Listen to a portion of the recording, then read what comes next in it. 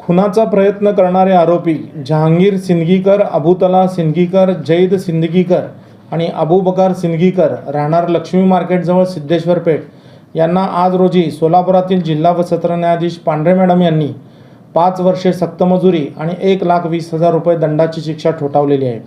याबाबतची सविस्तर हकीकत अशी की यातील फिर्यादी बंदगी सिंदगीकर हा आरोपींच्या घराच्या वाटणीवरून चर्चा करायला तो त्या ठिकाणी गेलेला होता आणि चर्चेच्या दरम्यान त्या दोघांमध्ये म्हणजे आरोपी आणि फिर्यादीमध्ये वाद झाला।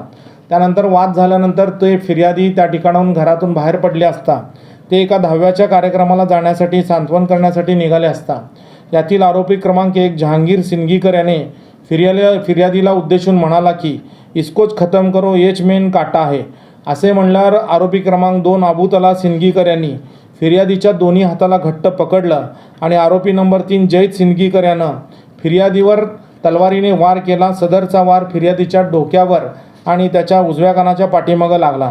तदनंतर लगेच आरोपी नंबर 1 जहांगीर सिंदगीकर याने हातामध्ये खिळे काढण्याची कटावणी घेतली आणि त्या कटावणीने पुन्हा त्यानं फिर्यादीच्या डोक्यावर वार केला। आरोपी क्रमांक 4 अबूबकर सिंदगीकर याने हातातील रॉडने फिर्यादीच्या डोक्यावर मारले। या दरम्यान फिर्यादीचा भाचा महबूब बागवान हा अडवण्यासाठी त्या ठिकाणी मध्ये आला असता त्याच्या डोक्यात देखील आरोपी क्रमांक जैद याने तलवार मारलेली होती। इतर 2 नातेवाईक देखील ही भांडणं सोडवण्यासाठी प्रयत्न केले असता त्या दोन्ही नातेवाईकांना या आरोपींनी लाथाबुक्क्याने मारहाण करून गंभीररित्या जखमी केलेलं होतं। मग यानंतर सदर फिर्यादीने फौजदारचौडी पोलीस स्टेशन ठिकाणी फिर्याद दिली असता आरोपींच्या विरोधात पोलिसांनी सर्व आरोपींच्या विरोधात गुन्हा दाखल करून तपास पूर्ण करून न्यायालयामध्ये दोषारोपपत्र दाखल केलेलं होतं। याच्यामध्ये सरकार पक्षाच्या वतीने एकूण 8 साक्षीदार तपासण्यात आले। त्यामध्ये 2 जखमी नेत्र साक्षीदार, 1 नेत्र साक्षीदार, पंच, वैद्यकीय अधिकारी आणि तपास अधिकारी यांची साक्ष या ठिकाणी महत्त्वपूर्ण ठरली आणि या पुराव्याच्या आधारावर आम्ही आरोपींनी हा खुनाचा प्रयत्न केलेला आहे हा अपराध सिद्ध केला आणि याच्यामध्ये महत्त्वाचा भाग म्हणजे जखमीच्या कपड्यावर आरोपीचं रक्तगट मिळून आलेलं होतं। आरोपींनी जाणून बुजून फिर्यादीला ठार मारण्याच्या उद्देशाने जीवघेणा हल्ला त्या ठिकाणी केलेला होता।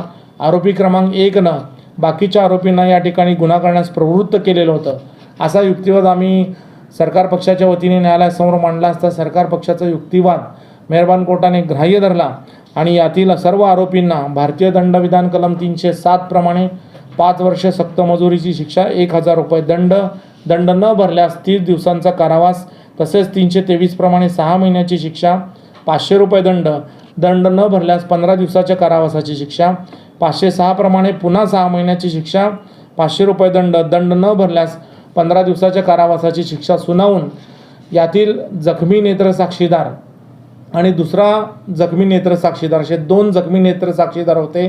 त्यांनी सुरुवातीला सिव्हिल हॉस्पिटलमध्ये उपचार घेतले। त्यानंतर गंगाईमाई हॉस्पिटल या ठिकाणी उपचार घेऊन त्या ठिकाणी त्यांनी आंतररुग्ण पेशंट म्हणून त्या ठिकाणी ॲडमिट होते। त्यांचा उपचारासाठी बराच खर्च झालेला होता म्हणून सरकार पक्षातर्फे नुकसान भरपाई मागण्यात आली। अशी नुकसान भरपाई मागितली असता या ठिकाणी दोन्ही नेत्र साक्षीदारांना 15,000 रुपये प्रत्येक आरोपींनी द्यावेत असे एकूण 1,20,000 रुपये नुकसान भरपाई दोन्ही आरोपींनी मिळून दोन्ही जखमी नेत्र साक्षीदारांना द्यावी असा आदेश माननीय न्यायालयाने पारित केलेला आहे। सदरची घटना कधी घडली होती आणि घटनेचं कारण काय होतं? सदरची घटना ही सर्वसाधारणतः 13/9/2021 रोजी घडलेली होती। आरोपी आणि फिर्यादी हे जवळचे नातेवाईक आहेत। त्यांच्या दोघांमध्ये घराच्या वाटणीवरून वाद होते आणि त्या वादाच्या ठिणगीतून ही सदरची घटना घडलेली आहे।